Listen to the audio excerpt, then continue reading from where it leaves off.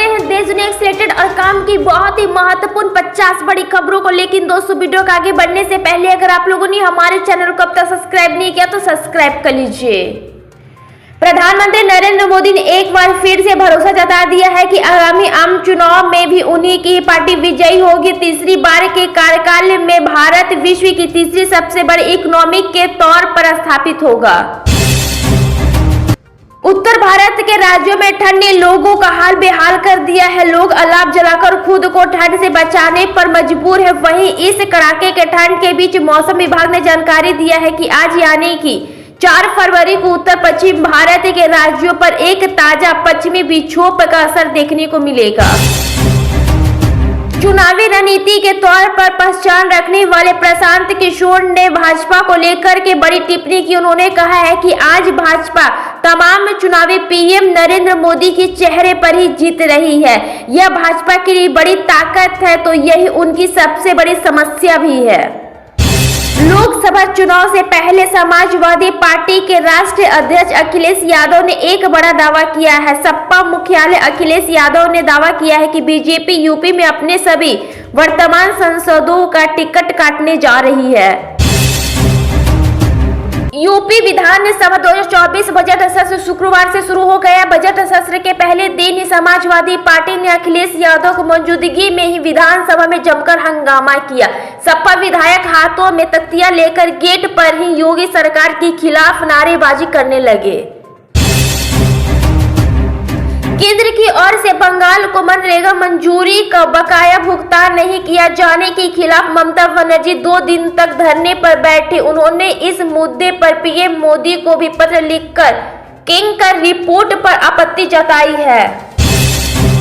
फरवरी माह में राजस्थान में सर्दी का असर कम हो गया। सुबह में ही 2 इलाकों को छोड़कर शेष भाग में अब सर्दी का असर सुबह और शाम को ही सीमित रह गया है। दिन में तेज धूप में अब गर्मी का एहसास होने लगा है। इमरान खान और बुर्जा बीबी की शादी के गैर इस्लामिक होने की केस में शुक्रवार 2 फरवरी को ही अदियाला जेल में 14 घंटे की लंबी सुनवाई के बाद सिविल जज कुदरतुल्लाह ने फैसला सुरक्षित रख लिया है। पिछले साल की तरह ही अंतिम बजट 2024 में इंफ्रास्ट्रक्चर के लिए बहुत खास ऐलान तो नहीं किया गया है, लेकिन सरकार ने इंफ्रा पर खर्च करने का बजट बढ़ाया है। सरकार ने बुनियादी ढांचे या इंफ्रास्ट्रक्चर के लिए खर्च को 11.1% की बढ़ोतरी की है और इस सेक्टर को 11.11 लाख रुपए का तोहफा दिया है। दिल्ली एनसीआर में 2 दिन की बारिश के बाद शुक्रवार को आसमान साफ रहा है, जिससे ठंड से कुछ राहत मिली। हालांकि न्यूनतम तापमान 7 डिग्री सेल्सियस दर्ज किया गया। वहीं अधिकतम तापमान औसतन से 4 डिग्री नीचे है, 18.5 डिग्री दर्ज किया गया है। प्रधानमंत्री नरेंद्र मोदी ने सोलर पैनल लगाने के लिए सूर्योदय योजना का ऐलान किया है। अब इस योजना को आगे बढ़ाने के लिए वित्त मंत्री निर्मला सीतारमण ने अंतिम बजट 2024 में स्कीम से जुड़ी कई अहम बात की जानकारी दी है। झारखंड में जारी राजनीतिक ड्रामे के बीच शुक्रवार को चंपाई सोरेन ने सीएम पद की शपथ लेते ही झारखंड मुक्त मोर्चा समेत सरकार में शामिल सभी दलों के विधायकों को हैदराबाद भेज दिया गया था। प्रधानमंत्री नरेंद्र मोदी ओडिशा दौरे पर रहेंगे, जहां वे IIM परिषद, राजमार्ग, बिजली और रेल परियोजनाओं का उद्घाटन करेंगे। इसके साथ ही NHI के 3 परियोजनाओं की सौगात भी राज्य को समर्पित करेंगे। भारत के 2 दर्जन से अधिक राजनीतिक दल ने आगामी आम चुनाव में नरेंद्र मोदी के नेतृत्व वाली भारतीय जनता पार्टी का मुकाबला करने के लिए बीती जुलाई में एक गठबंधन बनाया था। प्रधानमंत्री नरेंद्र मोदी 4 फरवरी यानी कि आज के दिन ही ओडिशा और असम के दौरे पर रहेंगे। पीएम मोदी ओडिशा को 68 करोड़ और असम को 11 करोड़ रुपए से अधिक लागत की परियोजनाओं का लोकार्पण और शिलान्यास करेंगे। भारत और इंग्लैंड के बीच टेस्ट सीरीज के दूसरे मैच के पहले दिन ही भारत की स्थिति मजबूत नजर आई है। पहले दिन का खेल खत्म होने तक भारत ने 6 विकेट खोकर 336 रन बना लिए हैं। पिछले महीने 22 जनवरी को उत्तर प्रदेश के अयोध्या में रामलला की भव्य प्रमाण प्रतिष्ठा समारोह की बीबीसी कवरेज की ब्रिटिश संसद ने आलोचना किया है कि उसे पक्षपाती और भेदभावपूर्ण और भड़काऊ करार दिया है। कांग्रेस नेता राहुल गांधी की भारत जोड़ो न्याय यात्रा में सड़क दुर्घटना की जानकारी मिली है। राहुल के काफिले में शामिल एक एम्बुलेंस की कथित तौर पर एक वरिष्ठ जिला पुलिस अधिकारी की कार को टक्कर मारा। उत्तर भारत के राज्यों में ठंड ने लोगों का हाल बेहाल कर दिया है। लोग अलाव जलाकर खुद को ठंड से बचाने पर मजबूर है। वही कड़ाके की ठंड के बीच मौसम विभाग ने जानकारी दिया है कि 4 फरवरी यानी कि आज का दिन उत्तर पश्चिम भारत के राज्यों पर एक ताजा पश्चिमी विक्षोभ का असर देखने को मिलेगा। राज्य में इस साल 1 लाख से अधिक पदों का शिक्षकों की नियुक्ति की जाएगी। तीसरे चरण की शिक्षा नीति मार्च में तथा चौथा चरण अगस्त 2024 में होगी। शिक्षा विभाग के अपर मुख्य सचिव के पाठक ने इसका ऐलान किया है।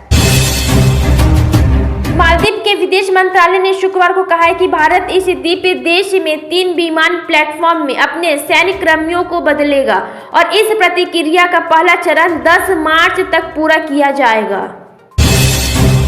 केंद्र की ओर से बंगाल को मनरेगा मंजूरी का बकाया भुगतान नहीं किए जाने के खिलाफ ममता बनर्जी ने 2 दिन तक धरने पर बैठे। उन्होंने इस मुद्दे पर पीएम मोदी को भी पत्र लिखकर किंग की रिपोर्ट पर आपत्ति जताई है। प्रधानमंत्री नरेंद्र मोदी ने शुक्रवार को भारत मोबिलिटी ग्लोबल एक्सपो में ट्रक और टैक्सी चालकों के लिए बड़ी घोषणा की। प्रधानमंत्री ने कहा है कि ट्रक चलाते हैं जो टैक्सी चलाते हुए ड्राइवर हमारी सामाजिक और आर्थिक व्यवस्था का एक अभिन्न अंग है। सीएम अरविंद केजरीवाल ने हाल ही में दावा किया है कि भारतीय जनता पार्टी दिल्ली में आम आदमी पार्टी की सरकार गिराने के लिए उनके विधायकों को तोड़ने की कोशिश कर रही है। इस संबंध में दिल्ली क्राइम ब्रांच के अधिकारी शुक्रवार को केजरीवाल को नोटिस देने के लिए उनके आवास पर पहुंचे, लेकिन वहां मौजूद नहीं थे। मुगल शासक औरंगजेब ने मथुरा में केशव देव का मंदिर तोड़कर के मस्जिद का निर्माण कराया था। श्री कृष्ण जन्मभूमि इंदिरा प्राक्रम में आगरा स्थित पुरातत्व विभाग कार्यकाल की तरफ से मुहैया कराए अभिलेख में यह जानकारी दी गई है।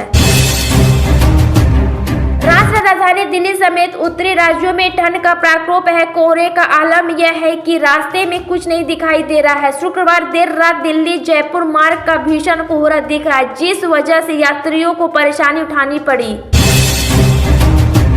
झारखंड में भले ही INDI गठबंधन की सरकार ने शुक्रवार को शपथ ले ली है, लेकिन शुक्रवार को राज्यसभा की कार्यवाही शुरू होते ही कांग्रेस पार्टी ने इसे लेकर के हंगामा किया। वह शपथ लेने में देरी को लेकर के राज्यपाल की भूमिका पर सवाल खड़े किए। राहुल गांधी देश में भारत जोड़ो न्याय यात्रा कर रहे हैं। शुक्रवार को उनकी न्याय यात्रा शुक्रवार को झारखंड पहुंची। यहां उन्होंने भारतीय जनता पार्टी पर जमकर हंगामा बोला। राहुल गांधी ने कहा कि भाजपा ने झारखंड सरकार को गिराने की कोशिश की है, लेकिन प्रदेश के लोग इस षड्यंत्र के खिलाफ खड़े रहे। विदेश मंत्री एस जयशंकर ने भारत G20 अध्यक्षता को देश के राजनीतिक इतिहास का उल्लेखनीय काल बताया है। जयशंकर ने शुक्रवार को दिल्ली के एक पुस्तक विमोचन समारोह में कहा है कि G20 की सफल अध्यक्षता के बाद दुनिया में भारत की छवि एक मृत राष्ट्र और अंतर्राष्ट्रीय मुद्दे पर आम राज्य बनाने वाले देश के रूप में बनी है। रामनगरी में बने भव्य राम मंदिर में भारत ही नहीं दुनिया भर से भक्त रामलला के दर्शन करने पहुंच रहे हैं। 22 जनवरी को भगवान राम के मंदिर में रामलला के प्रमाण प्रतिष्ठा के दूसरे दिन ही लाखों की संख्या में भक्त यहां पहुंच गए थे। आलम यह हो गया था कि पुलिस प्रशासन को उन्हें संभालना मुश्किल हो गया था। कांग्रेस पार्टी ने 2022-2023 में कन्याकुमारी से कश्मीर तक निकाली गई अपनी भारत जोड़ो न्याय यात्रा पर कुल 71.80 करोड़ रुपए खर्च किए। लोकसभा चुनाव के लिहाजा से पश्चिम बंगाल 42 सीटें मायने रखती। यहाँ जो भी पार्टी ज्यादा बड़ी जीत दर्ज करेगी उसी दिल्ली राह उतनी ही आसान हो जाएगी, लेकिन इस अहम राज्य में इंडिया गठबंधन की टकरार का शिकार हो गया है। इजराइल और हमास के जंग खामोश 3 महीने से चल रहा है और इस दौरान इजरायली सेना ने तमाम गाजा में जबरदस्त तबाही मचाई है। महिलाओं और बच्चों की मौत और गाजा की तबाही पर कोई अगर खामोश है तो वो है अरब मुल्क, जो कि इजराइल के साथ शांति कायम रखने की चाहत रखते हैं। झारखंड में बीते एक सप्ताह से चल रही राजनीतिक हलचल पर आज पूर्ण विराम लग गया है। ईडी द्वारा हेमंत सोरेन की गिरफ्तारी के बाद चली आ रही खींचातानी के बीच शुक्रवार को चंपाई सोरेन ने झारखंड के मुख्यमंत्री पद की शपथ ली। उत्तर प्रदेश स्थित रामनगरी अयोध्या में बने विशालकाय दिव्य राम मंदिर के दर्शन करने के लिए मुख्यमंत्री योगी आदित्यनाथ ने अपनी कैबिनेट के साथ 11 फरवरी को जाने वाले हैं। इससे पहले 1 फरवरी को सीएम योगी ने अपनी कैबिनेट के साथ दर्शन करने का ऐलान किया था, लेकिन मंदिर में भक्तों की भीड़ को देखते हुए इस धार्मिक यात्रा को कैंसिल करना पड़ा था।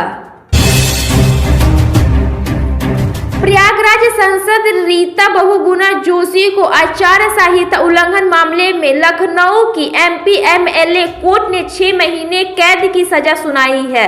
इसके अलावा कोर्ट ने उन पर 1000 रुपये का जुर्माना भी लगाया है। निर्मला सीतारमण ने अंतिम बजट 2024 में पेश कर दिए हैं। इनमें देश के सभी वर्गों को ध्यान रखा गया है। कृषि क्षेत्र के लिए भी कई घोषणा की गई है, जिसमें किसानों को लाभ होगा। कृषि क्षेत्र के लिए बजट में राशि भी बढ़ाई गई है, जिससे इस क्षेत्र का और विकास करने में सहायता मिलेगा। बीजेपी के दिग्गज नेता लाल कृष्ण आडवाणी को देश के सर्वोच्च सम्मान से भारत रत्न से नवाजा जाएगा। उन्होंने भारत रत्न देने की घोषणा प्रधानमंत्री नरेंद्र मोदी ने शनिवार को ट्वीट कर की। पाकिस्तान में 8 फरवरी से संसदीय चुनाव शुरू हो रहे हैं। चुनाव में पूर्व अमेरिका विदेश विभाग ने शनिवार को एडवाइस जारी किया। अमेरिका नागरिकों को पाकिस्तान आम चुनावों के दौरान सतर्कता से बरतने की सलाह दी गई है। झारखंड में राजनीतिक हलचल के बीच कांग्रेस को अपने विधायकों को टूट का डर सताने लगा है। 5 फरवरी को होने वाले शक्ति प्रदर्शन से पहले ही कांग्रेस ने अपने विधायकों को हैदराबाद के एक रिजॉर्ट में कैद कर दिया है। जवाहरलाल नेहरू विश्वविद्यालय ने छोटी अवधि के लिए देश भर में छात्रों के लिए ऑनलाइन कोर्स की योजना बना रहा है। साथ ही ये भी यूनिवर्सिटी की ओर से बताया गया है कि ई लर्निंग सेम ग्रेड में प्रवेश करने का उद्देश्य है। भारतीय जनता पार्टी के दिग्गज नेता लाल कृष्ण आडवाणी को भारत रत्न देने की भारत सरकार ने घोषणा की है। इससे जुड़ा प्रधानमंत्री नरेंद्र मोदी एक ट्वीट किया। भारतीय जनता पार्टी में रहते हुए आडवाणी ने लंबे समय तक देश की सेवा की। प्रधानमंत्री नरेंद्र मोदी ने शनिवार को युवाओं और राष्ट्र के विकास में खेलों के महत्व पर जोर दिया। उन्होंने कहा है कि संसदीय खेल महाकुंभ में जो उत्साह और आत्मविश्वास दिखा है वह आज हर खिलाड़ी और युवा की पहचान बन गया है।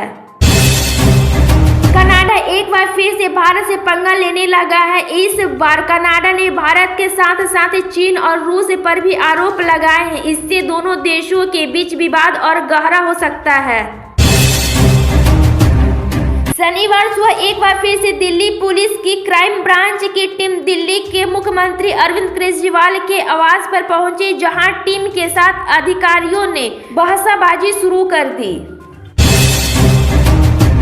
चुनावी रणनीति के तौर पर पहचान रखने वाले प्रशांत किशोर ने भाजपा को लेकर के बड़ी टिप्पणी की। उन्होंने कहा है कि आज भाजपा तमाम चुनावी पीएम नरेंद्र मोदी के चेहरे पर ही जीत रही है। यह भाजपा के लिए बड़ी ताकत है तो यही उनकी सबसे बड़ी समस्या भी है।